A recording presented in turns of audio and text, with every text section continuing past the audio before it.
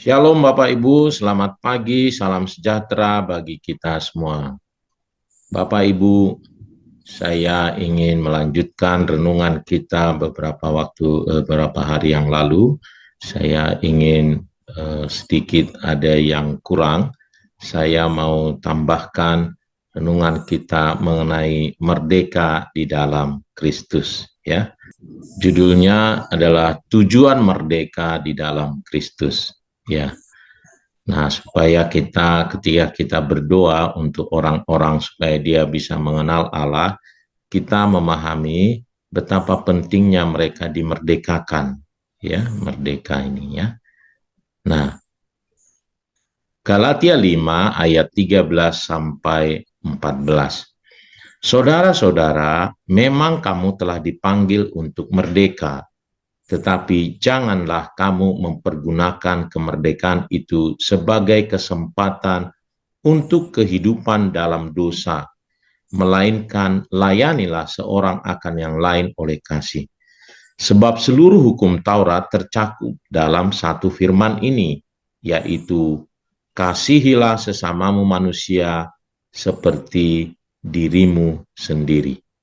Nah, Bapak Ibu Saudaraku yang dikasihi oleh Tuhan, jadi dari ayat ini kita mendapat satu poin, ya, poin saudaraku, ternyata kita dibebaskan oleh Tuhan, ya, bukan untuk bebas melakukan apa yang kita inginkan, tetapi supaya kita bebas atau terbebas untuk melakukan apa yang harus dilakukan, ya.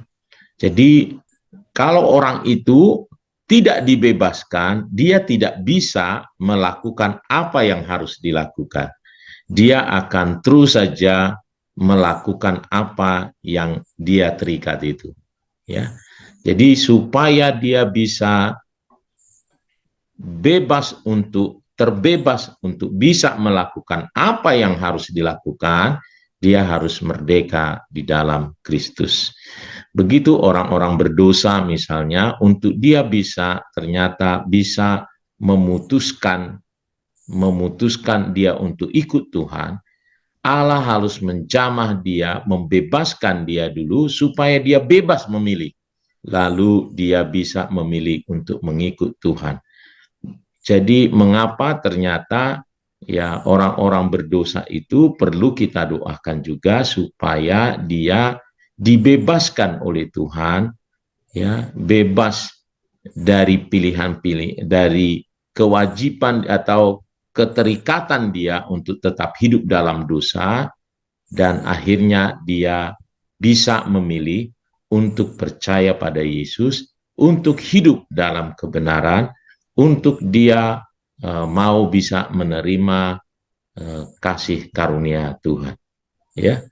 Jadi kita harus berdoa demikian. Begitu juga orang percaya, dia harus dibebaskan juga, tetapi bukan untuk melakukan dia bebas gitu, melakukan dosa, tapi supaya dia bisa melakukan yang benar, ya. Demikian juga orang yang percaya di dalam Tuhan, dia harus dibebaskan supaya dia bisa melakukan yang benar. Tujuannya adalah demikian, ya. 1 Korintus 10 ayat 23-24 dikatakan juga segala sesuatu diperbolehkan, benar, tetapi bukan segala sesuatu berguna. Segala sesuatu diperbolehkan, benar, tetapi bukan segala sesuatu membangun. Nah, dia dimerdekakan sehingga dia bisa memilih mana yang berguna, mana yang membangun, sehingga dia mempunyai kekuatan, mempunyai satu kebebasan, sehingga dia bisa melakukan mana yang berguna, mana yang membangun. Sebelumnya tidak, ya. Nah, jangan seorang pun yang mencari keuntungannya sendiri, tetapi hendaklah tiap-tiap orang mencari keuntungan orang lain. Ya, tadinya dia akan selalu mencari kepentingannya sendiri. Nah, setelah dibebaskan, dia bisa mencari keuntungan untuk orang lain. Nah, jadi pembebasan dalam Kristus itu adalah memerdekakan orang percaya supaya orang itu bisa melayani Tuhan, supaya bisa melayani orang lain, supaya bisa berjalan dalam kebenaran, supaya dia langsung bisa menjadi budak Kristus, menjadi hamba Kristus. Ya.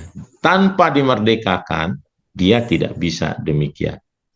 Supaya dia hidup bagi Allah oleh kasih karunia. Oleh karenanya, mari Bapak Ibu, ya, pahami kemerdekaan kita di dalam Kristus itu adalah untuk memerdekakan kita untuk bisa melakukan yang benar, untuk kita bisa melakukan apa yang Tuhan mau, supaya kita bisa hidup dalam rencana Tuhan. Tetapi tetaplah kita yang bisa menggunakan kemerdekaan itu, kita harus memilih yang benar. Di dalam Kristus ternyata demikianlah kemerdekaan yang sejati itu. Kita jadi melakukan yang benar, kita bisa pilih jadi pilih yang baik daripada yang jahat. Kita bisa memutuskan apa-apa saja yang berkenan kepada Tuhan. Ya. Kalau kita tidak dimerdekakan di dalam Kristus, maka kita tidak bisa memilih. Kita akan terus di dalam kejahatan. Kita terus mengikuti keinginan daging kita. Kita terus ada di dalam budak si jahat. Tetapi syukur Tuhan memerdekakan kita.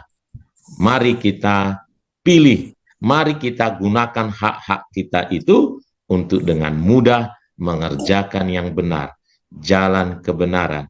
Kita menjadi hamba kebenaran.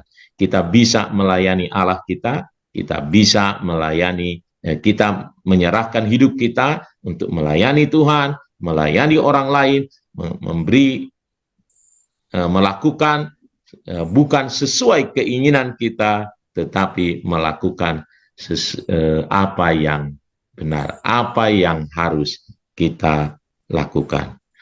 Tuhan Yesus memberkati kita semua. Mari kita datang berdoa kepada Tuhan.